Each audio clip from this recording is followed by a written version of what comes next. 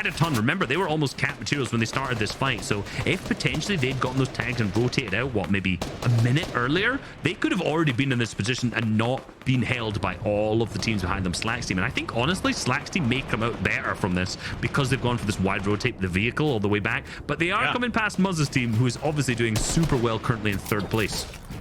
Yeah, just way too zeroed in on a trio. I'm not sure what, and you know what? This is still pretty early in the competition, right? Just day 1. We still have a whole nother day. Anything can change going into tomorrow. Whoa, dropping this player down. So 1 is already down, but not out. Okay, they have to be revived there. And you can see that the silhouettes going on through. They decide, Edgy's like, you know what?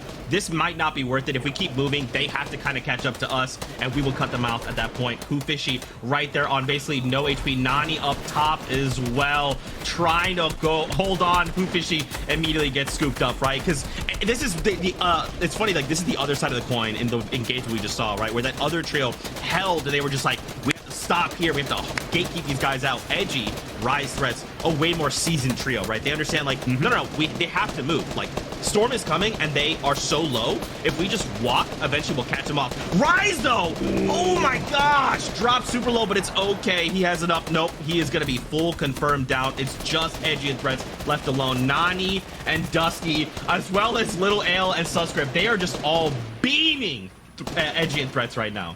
Yeah, that's so tough for them. So unfortunate. So Threats and Edgy now left as a duo. Things are going to slow down a little bit. And as that comes through, look, Zeke, it's been a pleasure. I hear in my ear MDF is back with us. I've enjoyed very much so this casting with you. I'll see you on your merry way, and welcome back, Monster.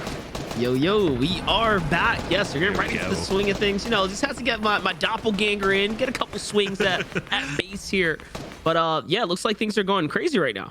Yeah, things are lighting up indeed. The south side of the zone being very interesting so far. Tons of engagement, tons of activity happening down there. And this is the north side that we haven't seen too much. We see Day with an elimination so far, and Tragic Jamper looking, I was going to say healthy, and they are until I looked at that material count from them so far. They got to figure out what they're going to do from here on out, and I'm guessing it's the same old thing, getting an elimination somewhere.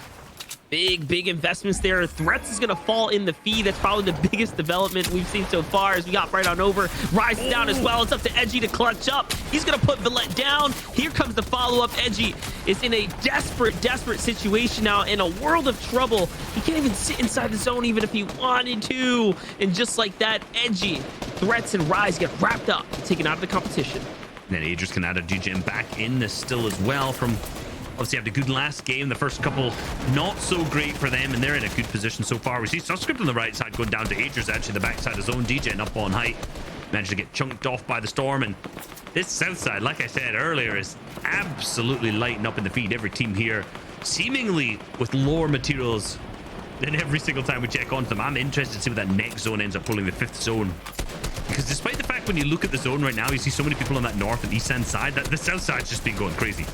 Yeah, south side is definitely looking congested as well as players are starting to make their move here. Kanata is fully eliminated there now. Aegis doubles back from the way they came. There's another opponent there too. They make the edit. They were caught out. It's not looking good. Aegis gets hunted down. It's up to DJ to clutch it by himself. It was Rogue, Shark, Knight, and Clarity G who were waiting on the other side of the wall there. That's going to be a big pickup for them. It's going to be huge for them. Given that they've struggled in a couple of the games so far, they've been great. It's like they've been on or off, height, low ground, you know. So for them, that's a big pickup for them. Degen still up on height as a solo. Dusky still in this as well. Obviously one of our previous game winners. A lot of teams going to make a rotate here. This is a full northwest zone that got to make, and I wonder if Degen's going to try to reuse that pad there. He knows his priorities, getting a couple tags off. Here's another pad next to him for 8 builds. He can barely even build to protect himself. When he lands, he's just got enough builds to make a box. He's just hoping there's some builds left in here, and I think this is the moment. Can he manage to make it to top 17? Notice there's 18 teams up. If he can make it past 1 placement threshold, he'll gain another point here. Is he going to go for a play up on height? I think he's just going to go for a psycho play, and that full team's hitting the pad. He's cone. Is that cone from underneath? Oh, but Nosh managed to get on it. Okay, he was trying to block the pad there, which he did, but just not at the right time.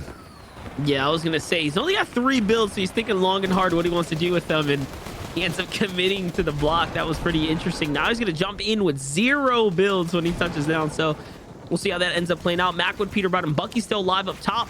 Visuals, Osp, and Frist alive just underneath them. Duke users on the right-hand side there as well, still in the game. So the powerhouse of our standings, all within this little kind of cupped area, trying to play this one out here. Figure out where they go. Obviously one of the top teams today. Been looking, definitely trying to figure out what Justice User and Dukes can do, if they can make it the back-to-back champions on the region or not. Reverse 2K with Pump and Durant underneath them pretty weak. Had a really good start to the tournament, but seemed to slow down a little bit so far. But this game, they're in one of the best positions we've seen them in. Full HP and 50-50 zone.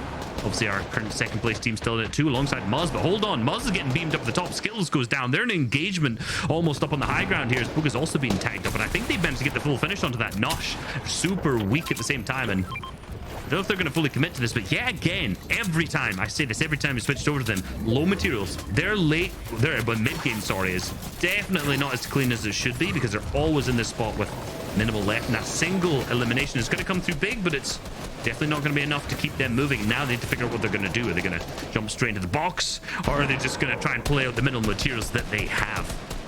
Yeah, it's going to come down to finding that key refresher right here. It seems as that's been the strategy for them round after round. Scented, Commandment, and Edgy are going to be the team closest to them that they're looking to target right now, as they're playing that eastern side towards the zone here. So got to be very, very careful what team they decide to press up on the box there. Mac with Bucky, Peterbot on the rotate here through. Looking pretty good right now, earning themselves a fair share of points right now, keeping themselves competitive on the standings here. And they are indeed. They're in a great position, but yeah, again, struggling with Storm Surge down below. We're hoping they're going to be able to trade some shots, but up on the high ground, Visuals and us all as a duo. Now, we've seen a duo manage to pick up the victory when it was Day's team so far. These guys have also managed to do extremely well in the previous. Obviously, they were up in the #1 slot, and right now they need to figure out what they can do as this duo position as this zone starts to pull back. Yes, it does indeed, and this is going to be so good for them being up on height, and I want to know who's going to contest it, who's starting to fly out. We hear the pads starting to come up on the zone transition, and Visuals is being super safe, trying to make sure he can just stay all the way up. I was going to say the crazy part is how much bills they're committing here, but they managed to find a little refresher there from Osperati just a little bit ago, but Oz goes down. 2 elites on the contest up above, and Visual's going to have to give it up pretty quickly there. It's Cold, Cease, and company fully up top now. They are the kings of high ground. They can decide how they want to use this here. Cease is going to launch pad across. Cold, a little bit of a misplay, but he's going to catch the launch pad as well. To the front side they go, but now it's Tahi and CLIX trying to reclaim this high ground here with Sprite. They don't manage to do a very good job of it, and just like that, on the other side of the coin, Macwood and company get completely taken out there. Yeah, Muzz goes down in the back of the zone as well. Jamper still in this full trio. So is Reverse 2K, looking awfully healthy, potentially by himself. However, Sprite's now down to second height, which means Cold, Cease, and Elite are the team who's managed to claim the height. They seem to have enough materials at this moment to keep themselves through. 200 AR onto Elite, which is plenty to sit and spray the team down. This is already a game set up to be at least a top 5 finish, but it could definitely be a victory L2. Down on the low ground, Miro with 1 HP, 0 builds in a dream, but he's connecting the shots when it needs to. Booga is also still in this as a duo, but he has no heals in his inventory. They need to play close to each other and play pumps out. Mind you, this is another opportunity here for Miro to find some more points, but no, he gets shut down. What more can you ask of him? At least Booga's here to follow up. That's onto Dukes. Can he get the full finish? He can. He gets the new one. That's onto Justice. A 6-point swing. 2 for the elims, another for the placement point, and that is a clutch right there to squeeze out more points. On high ground, though, Reverse 2K coming up top with Durant here. It's a 1-on-1 situation. Make it a 2-on-2. It's Elite and Cold. Elite was good, but not good enough. Down he goes. Fall damage comes through. Cold gets the finish up, and now you have Tragics and Jamper up top. Talk about an exchange of hands for the high ground right now, as everyone's trying to fight their way to a victory position.